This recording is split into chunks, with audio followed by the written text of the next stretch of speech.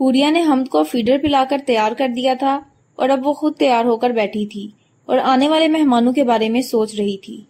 نہیں، یہ سب نہیں ہونا چاہیے، مجھے یہاں سے جانا ہے۔ میں ان لوگوں کے مہمانوں سے مسز آہل بن کر نہیں مل سکتی۔ اگر ایسے ہوا تو میرا ادھر سے جانا مشکل ہو جائے گا۔ اس سے پہلے کہ دیر ہو مجھے یہاں سے چلے جانا چاہیے، لیکن کیسے جاؤں؟ حوریہ اپنے فیصلے پر عمل درآمد کرنے کے بارے میں سوچ ہی رہی تھی کہ دستک دے کر سیم اندر آیا۔ بھابی، اگر آپ تیار ہو گئی ہیں تو نیچے آ جائیں، گیسٹ بھی آ گئے ہیں، سیم نے دوستانہ لہجے میں کہا۔ ایک وہی تو تھا جس نے حوریہ کو نہ صرف بھابی سمجھا بلکہ اسے دل و جان سے قبول بھی کیا۔ سیم، کیا میرا مہمانوں سے ملنا ضروری ہے؟ میرا مطلب ہے ایسا نہیں ہو سکتا کہ مجھے مہمانوں سے ملنا نہ پڑے۔ مجھے یہ سب بہت عجیب لگ رہا ہے۔ مائی ڈیئر بھابی، I can understand your feelings, but یہ سب آپ کے بھلے کے لیے ہے۔ جن حالات میں آپ کی شادی ہوئی وہ سب کے لیے قابل قبول نہیں تھی۔ بابا بھیا سے اسی وجہ سے ناراض بھی تھے، لیکن اب آپ ہمارے ساتھ رہیں گی تو آپ کو سب سے متعارف تو کروانا ہوگا نا، سب کو بتانا ہوگا کہ آپ نہ صرف بھیا کی پسند ہیں بلکہ ہماری بھی پسند ہیں، اور ہمارے بھیا کا فیصلہ ہمیں دل و جان سے قبول ہے۔ وہ سب تو ٹھیک ہے، لیکن پھر بھی یہ سب بہت جلدی ہے۔ پتہ نہیں لوگ کیا سوچیں گے میرے بارے میں۔ تم لوگوں کو اپنے بھیا کے آنے تک کا انتظار کرنا چاہیے تھا۔ بھابی، بھیا تو 3 سال بعد آئیں گے، اتنا انتظار کیسے کریں؟ اور آپ کو بالکل بھی گھبرانے کی ضرورت نہیں ہے، سب اپنے ہی ہیں۔ آپ بس ساری پریشانی بھول کر اپنا اور میرے کیوٹ سے بھتیجے کا خیال رکھیں۔ سیم کی تسلی دینے پر حوریہ مسکرا بھی نہ سکی اور بچے کو اٹھا کر باہر آ گئی، جہاں پھوپھو کی فیملی اور دوسرے مہمان کرنل صاحب کی بہو سے ملنے کے لیے براجمان ہیں۔ گھر میں رشتہ داروں کے ساتھ کچھ آس پاس کے گھروں سے بھی کچھ مہمان عورتیں آئی ہوئی تھی۔ اتنے سارے اکٹھے مہمانوں کو ایک ساتھ دیکھ کر حوریہ بہت گھبرا گئی تھی۔ یہ سب اس کے لیے بالکل نیا اور عجیب تھا۔ ایسے میں سیم نے اس کا ساتھ دیا، اس کا ہاتھ پکڑ کر ایک ایک رشتہ دار سے ملوایا۔ آہستہ آہستہ حوریہ کی گھبراہٹ ختم ہو گئی۔ وہ سب سے مل رہی تھی، باتیں کر رہی تھی۔ خاص کر آہل کی کزن بہت بےتاب تھی حوریہ سے آہل اور اس کی لو سٹوری سننے کے لیے، اور حوریہ کو سمجھ نہیں آ رہی تھی کہ وہ انہیں کیسے وہ کہانی بتائے جس کا کوئی وجود ہی نہیں۔ ہاں، وہ لو سٹوری کی بجائے عجیب سٹوری سنا سکتی تھی، لیکن اس پہ کسی نے یقین ہی نہیں کرنا تھا۔ پلیز بھابی، اب بتائیے بھی نا کہ آپ اور آہل بھائی کیسے ملے، کس نے پہلے پرپوز کیا؟ آہل کی ایک کزن نے بڑے اشتیاق سے پوچھا۔ تبھی ساتھ والے گھر سے مسز ملک، جو کب سے ان کی باتیں سن رہی تھی، اپنی عادت کے مطابق بول اٹھی۔ شاباش، بڑی اچھی باتیں پوچھی جا رہی ہیں، شرم تو ہے ہی نہیں آج کل کی بچیوں میں۔ ارے میں کہتی ہوں کون سا اچھا کارنامہ کیا ہے انہوں نے، جو تم لوگ بھی سبق لینے کے لیے کلاس لگائے بیٹھے ہو؟ بھول گئے ہو کہ کیسے کرنل انکل ناراض ہو گئے تھے اپنے بیٹے سے؟ پورا سال شکل تک نہیں دیکھی، بچہ بھی ہو گیا، تب جا کر اسے معاف کیا۔ آہل کو تو اب تک گھر آنے کی اجازت نہیں، بیچارہ اکیلا در بدر بھٹک رہا ہے۔ اللہ جانے آگے کیا کیا دن دیکھنے ہوں گے۔ مسز ملک کی باتیں سن کر سب حیران رہ گئے۔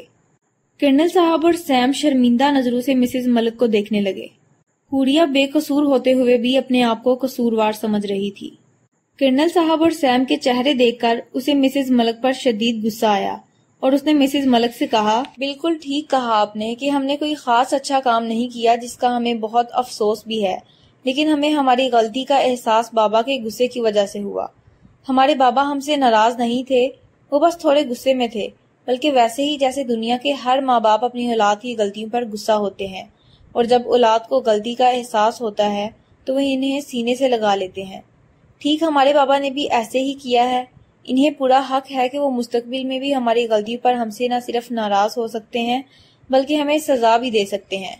اور رہی بات آہل کی، تو وہ بابا کی ناراضگی کی وجہ سے گھر سے دور نہیں ہے، بلکہ وہ اس لیے دور ہیں تاکہ ہم یہاں اپنے گھروں میں رہ سکیں۔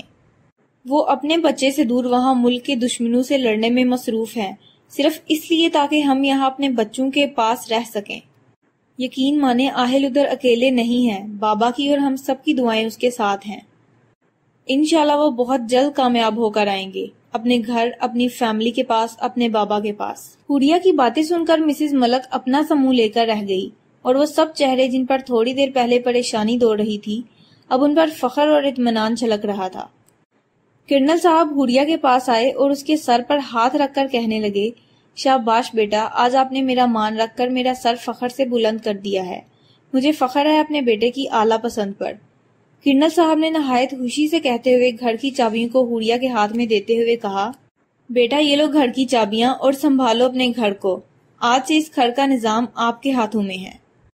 آج سے آپ اس گھر کے سیاہ و سفید کی مالک ہیں اور مجھے یقین ہے کہ آپ اس گھر کی باغ ڈور بہت اچھے سے سنبھالیں گی۔ بس کوشش کرنا کہ میرے اس فیصلے کو غلط ثابت نہ کرنا اور ہمارے وارث کی اعلیٰ تربیت کرنا۔ کرنل صاحب کے کہنے پر حوریہ نے بھیگتی آنکھوں سے مسکرا کر اسبات میں سر ہلایا اور کہا، شکریہ بابا مجھے اتنی عزت اور مان دینے کے لیے۔ اور وقت نے ثابت کر دیا کہ کرنل صاحب کا فیصلہ غلط نہیں تھا۔ حوریہ نے اس گھر کو سنبھالنے اور حمد کی پرورش کرنے میں اپنی جان لگا دی۔ اس گھر کو اپنا سمجھ لیا اور اس بن ماں کے بچے کو سینے سے لگا لیا۔ بغیر کسی رشتے کے اس گھر اور گھر والوں سے بہت مضبوط رشتے بن گئے۔ 3 سال بعد سیم اٹھو۔ حوریہ زور زور سے دروازہ کھٹکھٹانے کے ساتھ ساتھ اونچا اونچا بول بھی رہی تھی۔ وہ مارننگ واک کے لیے سیم کو اٹھانے آئی تھی۔ کرنل صاحب کی روز صبح واک کی عادت تھی جس میں سیم بھی ان کا ساتھ دیتا تھا۔ سیم جلدی اٹھو بابا تمہارا انتظار کر۔ دروازہ کھلنے سے حوریہ کی بات درمیان میں ہی رہ گئی۔ کیا بھابی آپ بھی روز صبح صبح نیند خراب کر دیتی ہیں؟ سیم نے بیزاری سے کہا۔ سیم تم کبھی نہیں سدھرو گے۔ 5 منٹ ہیں تمہارے پاس، جلدی سے تیار ہو کر آ جاؤ ورنہ بابا کی ڈانٹ سے تمہیں کوئی نہیں بچا سکتا۔ میں تو بالکل بھی نہیں بچاؤں گی۔ بھابی میں آپ کا اکلوتا دیور پلس بھائی ہوں اور آپ میرے لیے اتنا نہیں کر سکتی؟ پلیز آج سونے دیں۔ بالکل بھی نہیں میرے پیارے دیور پلس بھائی، میں تمہاری کوئی مدد نہیں کر سکتی۔ ہاں تمہاری نیند بھگانے کے لیے ٹھنڈا پانی ضرور تمہارے اوپر ڈال سکتی ہوں۔ بھابی آپ اس دنیا کی سب سے ظالم بہن ہیں۔ دیور جی آپ اس دنیا کے سب سے اچھے بھائی ہیں، لہٰذا اپنی ڈرامے بازی بند کریں اور تیار ہو کر 3 منٹ میں نیچے آئیں۔